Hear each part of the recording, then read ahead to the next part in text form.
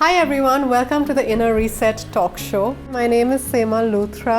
This is a talk show about bold choices, deep learnings, and charting your own unique course through life.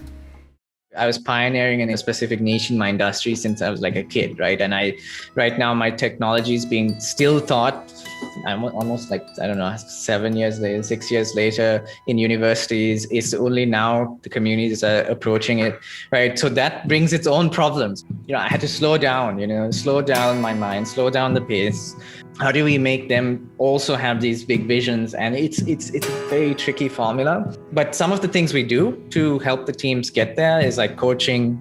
How do we get everyone's voices heard? Like we have a coach going and talking to people. We would be very much facilitated. Like we're trying to fully shift it down to a bottoms-up approach where the teams lead everything. Anish has been building businesses since he was 6 years old, with his first business scaling at just 13 years of age. By the age of 15, his digital products had been sold to 70 countries with 350,000 plus downloads.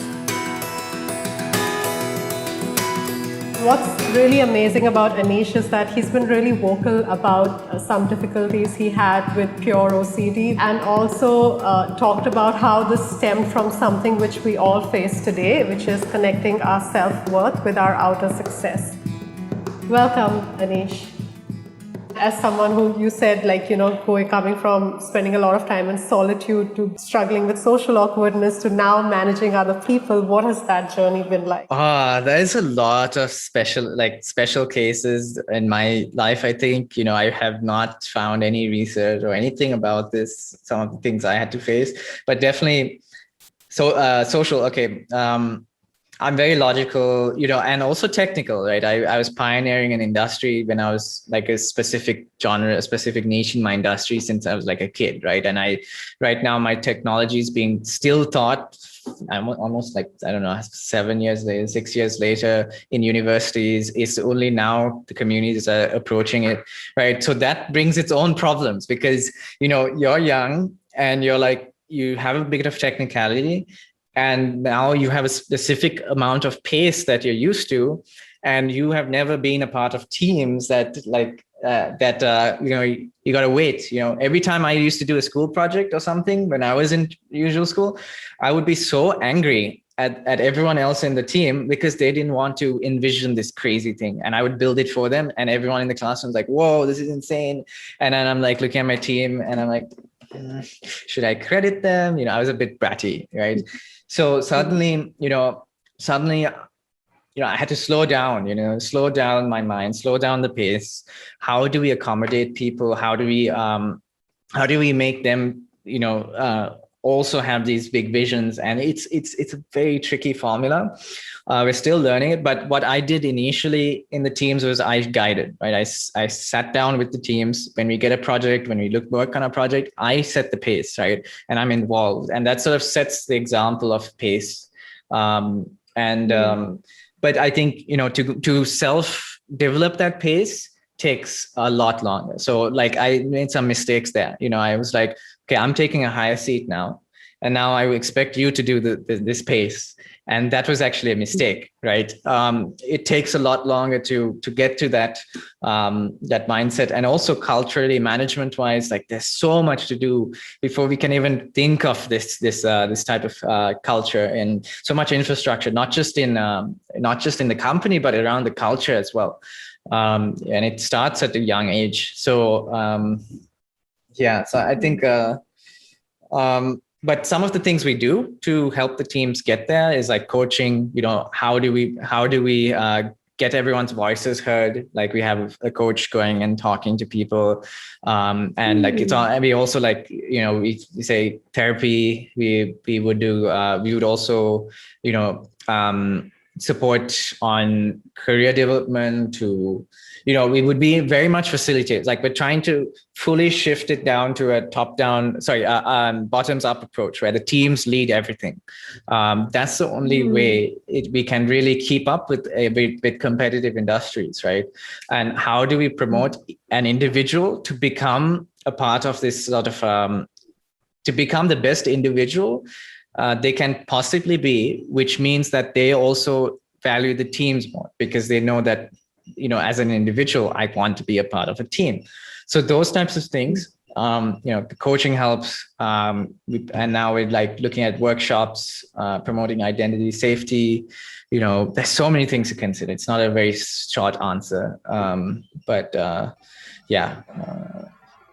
That is actually amazing to hear that you are spending resources in coaching and therapy, and you said even workshops. Could you just tell us more about that? Because I think that's so interesting, and I think it's the first time I'm hearing in startups. I would love to learn more about it. Some examples would be that, we have some very conservative, people in the company. The culture does not promote, culture we have here does not promote being bold, feeling safe to take decisions, making decisions. So one of the things we did was we worked with so I speak to the coach and I'm like, we're just discussing things, this is where we feel this person's at. How do we help that person? Should we give that person more power in the organization? Should we maybe try giving more resources? Should we try promoting for a bit?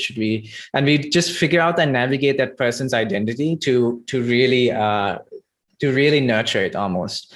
And we have some success stories, where someone in the organization has a stutter, right? And he has amazing technical capabilities, but we felt like, for his next stage and his development in his career, if he wants to become a lead in the industry and all this stuff, he needs to be able to communicate or find other methods of communication. So we were trying different things, right? We were trying from text. He's gone, and we also encouraged him to go see a speech therapist. The coach was working with him on being confident, and, speaking to managers has been troublesome, but in person, when we're friends and stuff, it's very easy.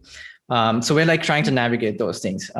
It's a very heavy, I have to say, on a business context to be make those investments, because it's very you can't convince anyone this is the return ROI on this. No, it's people centric, and the only thing you can do there is you have one person calling the shots, and luckily I'm in that position to be no, we need this. This is for the teams. This is and it's not a special case internationally. It's not a crazy special case. And the companies we look up to, this is very much what they've also established in some contexts. So I don't understand why it shouldn't be promoted here. The experience of inner transformation is not the same for everyone, but the impact it has will be with you for the rest of your life, metamorphosing you into a truer, more authentic version of yourself.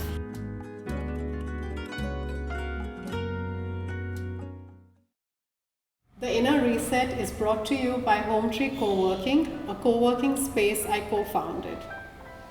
HomeTree is Sri Lanka's first co-working space dedicated to mindfulness at work. At HomeTree, we aim to reinvent the way we work in the post-pandemic world by focusing on consciousness, community, and co-creation in the new normal. We're trying out a range of ways to bring mindfulness into how we work. One of them is through online deep work sprints, where we combine mindfulness techniques with productivity science to help us get better at what we do and to help us do our best work. More importantly, HomeTree is an ever-growing community of creatives, entrepreneurs, and change makers who support each other in co-creating their wildest dreams.